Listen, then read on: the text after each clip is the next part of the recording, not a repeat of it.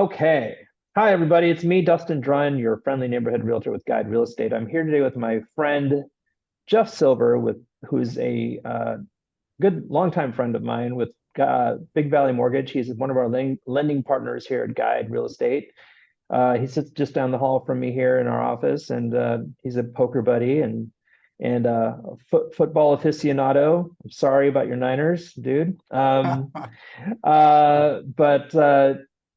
he and I decided to have a conversation that's very, I think, um, pressing these days. A lot of questions I get from buyers and is it has a lot to do with like they don't really see the lending process as part of like the big picture of things. So I thought it would be a good idea to bring Jeff in and have this kind of short conversation about the mindset behind lending and really the questions that buyers should be asking about.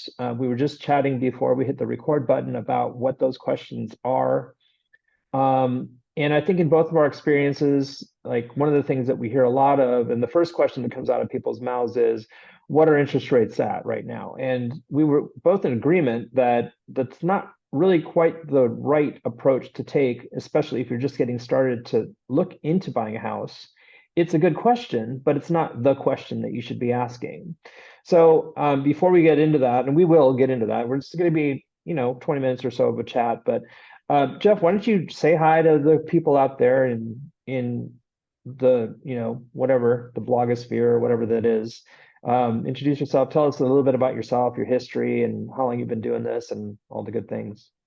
Yeah, hi, I'm Jeff Silver, Big Valley Mortgage, loan officer.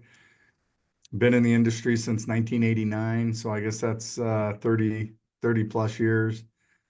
I all aspects of the business. I've about 26 of those years have been in lending, and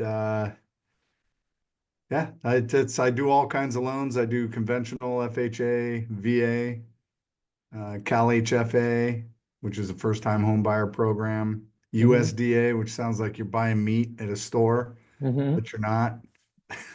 You can do 100% financing using USDA for rural areas when you're buying a house in a rural area. Kind of Mm-hmm. rule of thumb on that is if it's a population of 10,000 or less, then it could be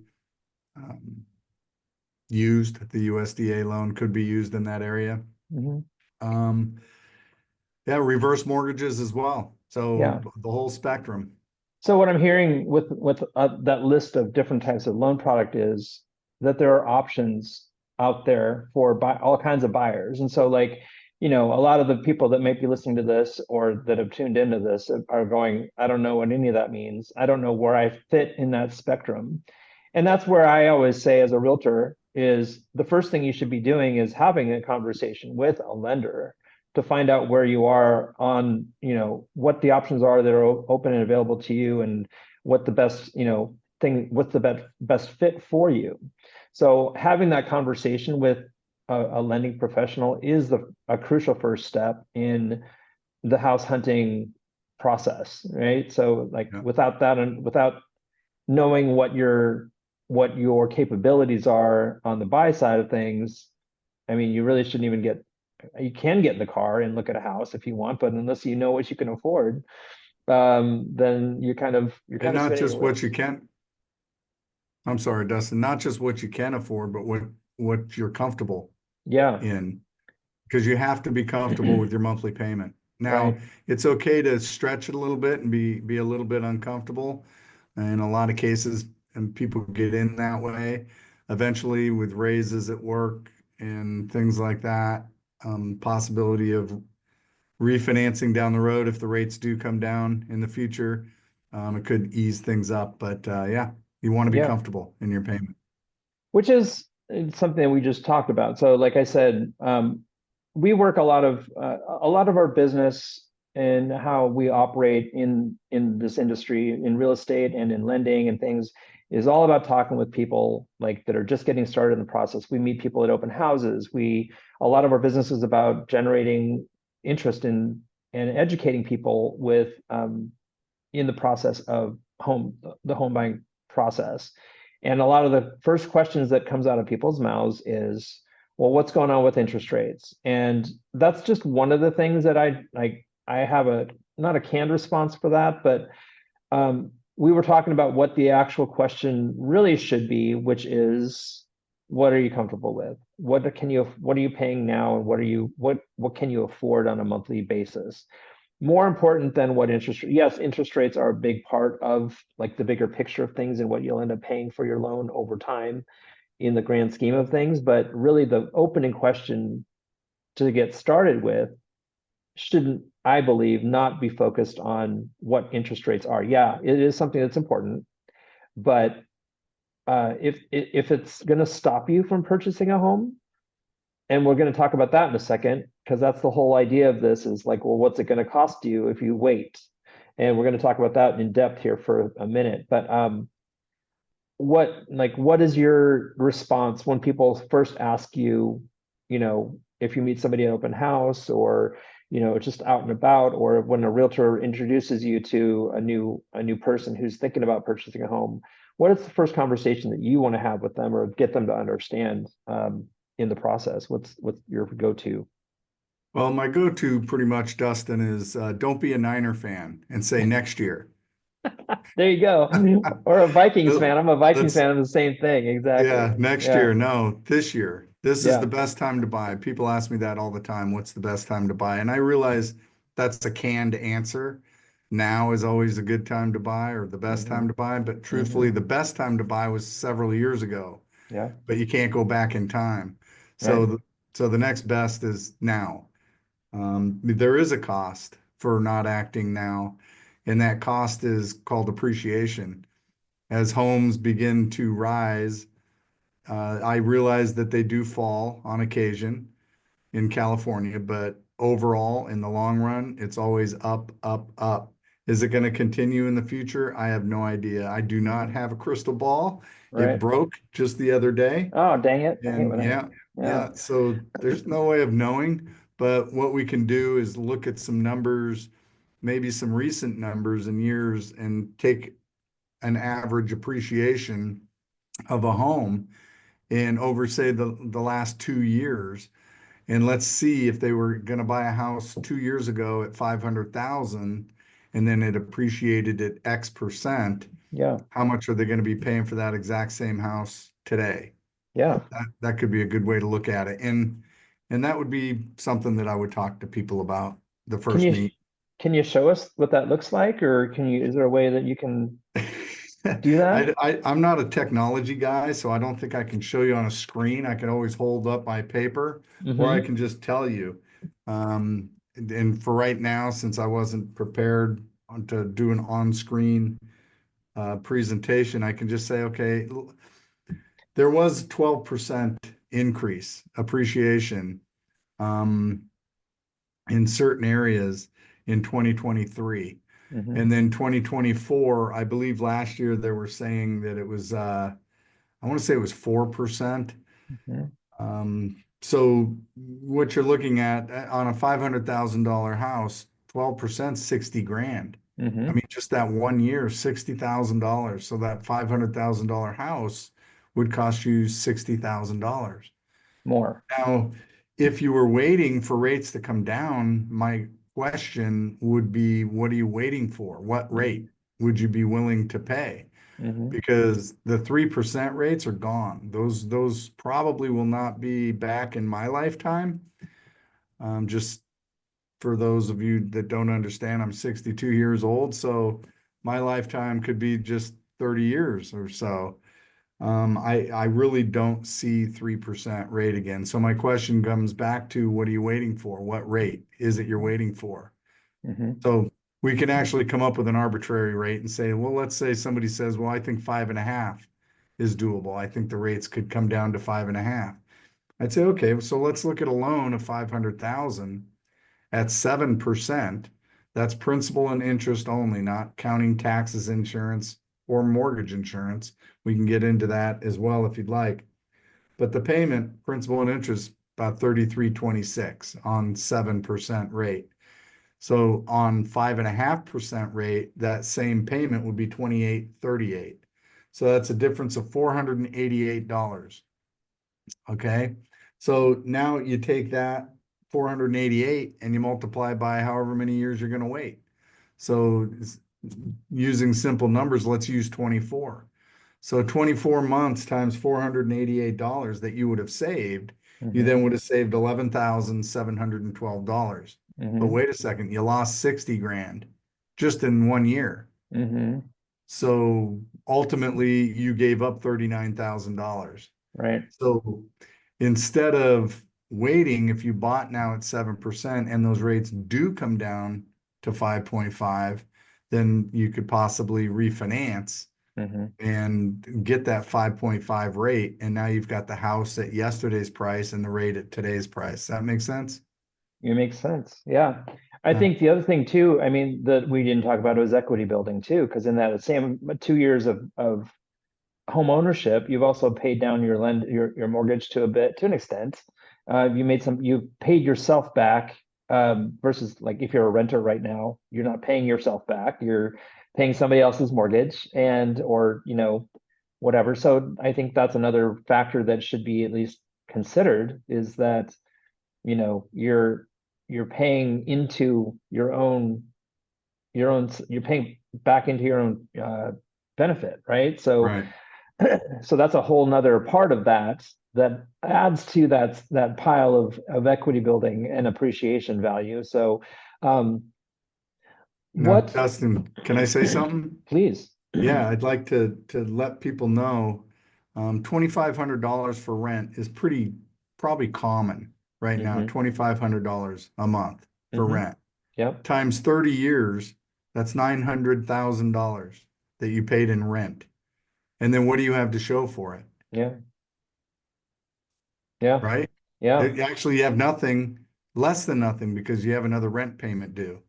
Yeah. So and if you owned that house, that same house, even though you bought it for 500,000, you paid that interest during those years, yes, but you also get to write that off until they Hmm. take that away from That's us. right. All right. All right. So truthfully, that 7%, the actual rate that you're paying, depending on your tax bracket, could be as low as 5.4% once Hmm. you take into consideration the tax deductibility of that interest that you're paying. On top of So that, I mean, again, it's like, and let's say you're a first time home buyer and it's your first house, and 30 years ago, I was saying this the other day, 30 years ago to tell somebody that a house, and I think 30 years ago, the average price around here was like 250, like a high-end house was $250,000 30 years ago in Sacramento. And I remember my ex-in-laws actually purchased a brand new custom built house in Rockland for 250, and I thought that was a lot of money. $250,000 is how we set it, right? And nowadays you can't even get into a starter home or a condo for under 280, that's decent or something. And so we talk about $500,000 is like the $500,000 that you're buying a house for. But if you think about it, like the, it's all relative, right? Like we just have a different mindset of how things used to be, and and in 10 years down the line, we're going to call this is going to be the good old days. Today will be the good old days, right? Remember when rates were and when houses cost x y or z. So in that amount of time, again, you're waiting until what? Oh, that's what I was going to say, is that you talked about a 30-year loan. Well, most people don't stay in their house for 30 years. Especially if you're a first time home buyer, you're staying in it for 5, maybe 10 years, typically on average. And then you're going to trade up, but you're using that house as collateral, or the proceeds from the sale of that house as collateral to get you to the next level up. So if you don't ever start, you'll never start. And it sounds like we're trying to convince anyone who's listening here. It sounds very persuasive, but really we're just trying to show you that the cost of waiting is actually a cost of waiting. It's not just an intrinsic idea of, oh, it's going to cost you time or whatever. No, it literally costs you money to wait out the market. So, yeah, here's a good example too is I bought a house in 1990 in Antelope when they were first building Antelope up, mhm, and I paid 172,000 and some change. So call it 175,000 yeah, in 1990. that's a lot of house in 1990. It was a tri-level. It was nice. Yeah. It really was. It was our first brand new home. Hmm. Watched it being built, took pictures and everything. I'll never do that again, Yeah. ever. Yeah. That was a nightmare. I'd much rather buy a house that's already existing. That's my own personal thoughts. Um, but that same house is roughly 575,000 Yeah. for that same house. And that's if you get it on a good deal. So that's Hmm. 3.2% or 3.2 times the amount. So I have now gained, not counting the interest that I paid on the loans and the upkeep on the home, just a flat bare number. Um, what, 300 and $400,000, roughly 300 and some $1,000. Hmm. And then of course we moved and we bought another house and bought another house. Now I own my house free and clear, and it's worth, $800,000. So Yeah. now I have an $800,000 house that I started with truthfully, the first house I bought was in San Diego for 102,000.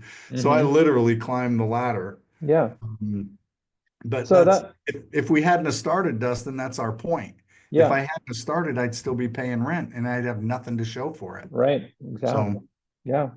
And it's not too late to start. Like even if you're a brand new, like even if you're not young, but young at heart, like I'm not young, but like, you know, it's never too late to start things going. And we want to talk about like wealth building and legacy and those kinds of things, like generational wealth, that it starts in real estate. So like it's not too late to start.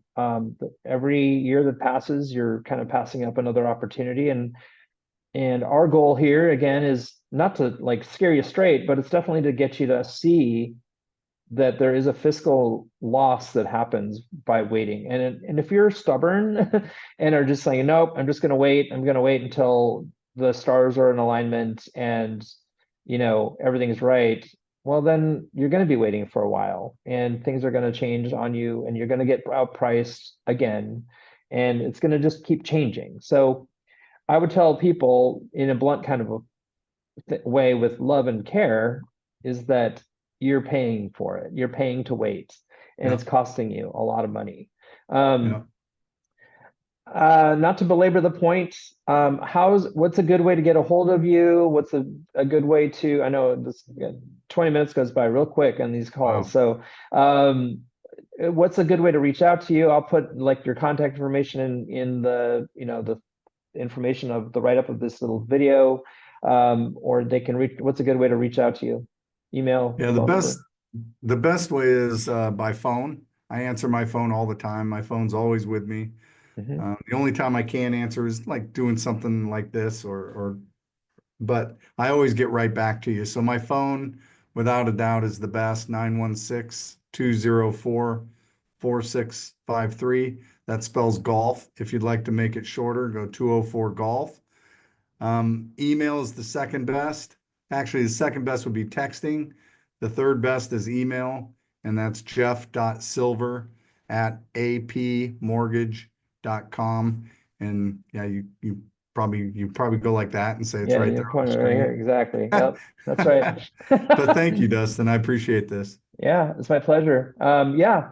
So we'll wrap that up then, and we'll just say, yeah, if you have questions about the process of lending, or where you fit in all of this, or you're just reaching out to a guy, does not mean you're going to buy a house. It just means you're asking for information, and I think that's the first step in all of this, is getting educated, understanding that it's not as scary as you think, and getting the ball rolling on things. So, well, anyway. Thank you very much for checking us out here on this video. And again, if you have any questions, please don't hesitate to reach out to me or Mr. Silver, and we will see you again. Thank you, guys. Have a great day. All right.